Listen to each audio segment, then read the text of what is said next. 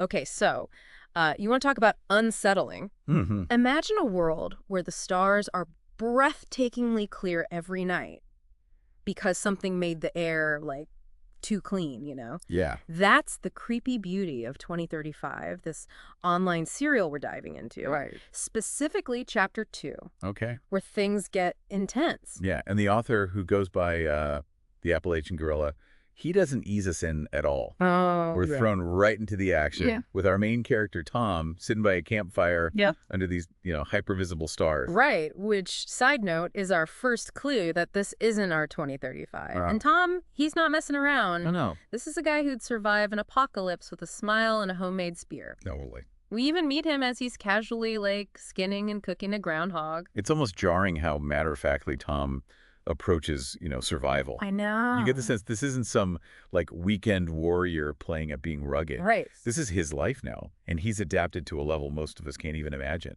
And it makes you wonder, how far removed is that mindset from our own? Yeah. In a world where resources are dwindling, would we be so quick to judge? Right.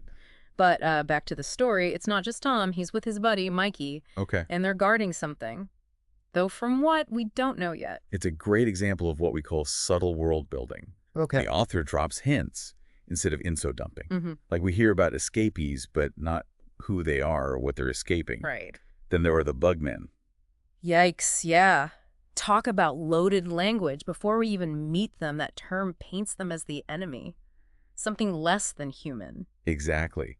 It makes you think about the power of words, how they can be used to justify fear and violence. Yeah. When you dehumanize someone, it becomes easier to rationalize treating them inhumanely. Which, let's be honest, is something we see happening all the time, even in our own world. Totally. But back in 2035, it seems this us versus them mentality is practically ingrained. Yep. Tom and Mikey chose their campsite for, quote, normalcy and safety, Right. implying everyone else is, what, abnormal and dangerous? Right. There's a definite survivalist mindset at play. Yeah.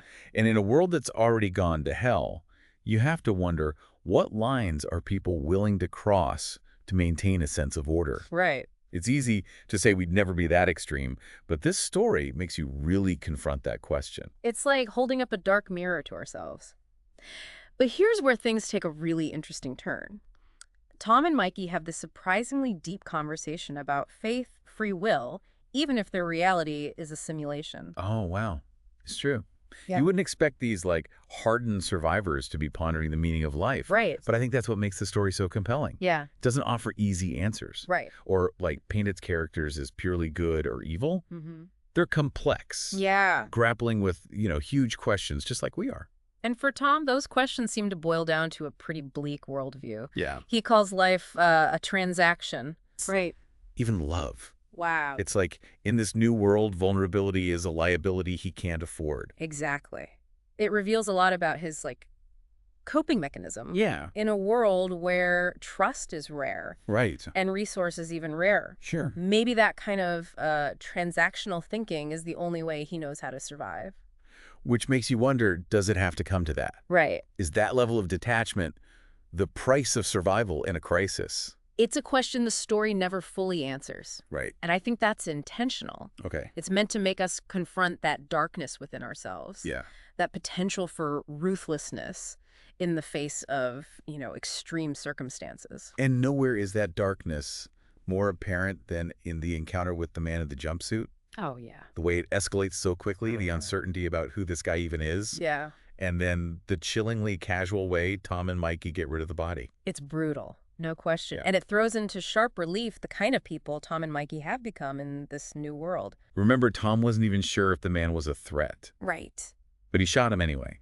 Twice. And as if that wasn't unsettling enough, we then meet Tom's wife. Oh, right. The interaction is brief, but man, is it loaded. Yeah. What'd you think of her? That strange smile she gives when Tom mentions the killing. Yeah. It's like violence is just part of their everyday life now. Yeah. Something they don't even bat an eye at. It's like just another Tuesday. Yeah, it's bone-chilling. For sure. And it makes you wonder about her story. Yeah. Her role in all of this. Right. What kind of person smiles at the mention of murder? Right. It's all deeply unsettling. Which brings us to that haunting final line of the excerpt. Okay. Hit me with it. Dumping bodies at dawn in the river, some things never change. Wow. Right? It's like even in this radically altered world, Yeah. some habits, some patterns of behavior are just too deeply ingrained to shake off. And the fact that they're talking about it so casually, I like it's know. just another chore to check off the list, is what Mhm. gets me. It's incredibly disturbing. Yeah. But it also raises such a crucial question. What's that? In the face of, like, unimaginable change, Yeah. what parts of our humanity do we cling to? Yeah. And are those choices always for the best? It's like that old saying, the more things change, the more they stay the same. But in this case, it's terrifying. Exactly. And it makes you wonder, like, what does it say about humanity that even in a world, like, stripped down to its barest essentials, we still find ways to perpetuate violence? Right. It's just in our nature. It's a chilling thought, Yeah. and it's what makes the story 2035 so much more than just a piece of, dystopian fiction. Right. It's a cautionary tale, Yeah. a glimpse into a potential future that feels all too plausible. And it challenges us to confront the uncomfortable possibility that the seeds of this kind of darkness might already exist within our own society. Totally. Are we so different from Tom and Mikey, really? Yeah. Or are we just a few degrees of separation away from that level of detachment? Honestly, after reading this chapter, I found myself looking at like everyday interactions in a whole new light. Like, Yeah. do we ever treat each other transactionally, even in subtle ways? It's a question worth pondering.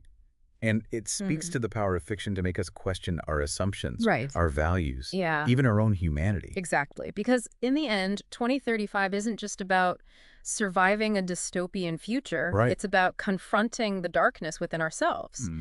and asking what choices we would make when faced with the unimaginable. And sometimes, those are the hardest, most important questions we can ask ourselves. So, for anyone looking for a story that will stay with you long after you finish reading it, check out 2035. It's a chilling, thought-provoking exploration of human nature pushed to its limits. And that's our deep dive for today. Until next time, keep exploring, keep questioning, and keep those campfire stories coming.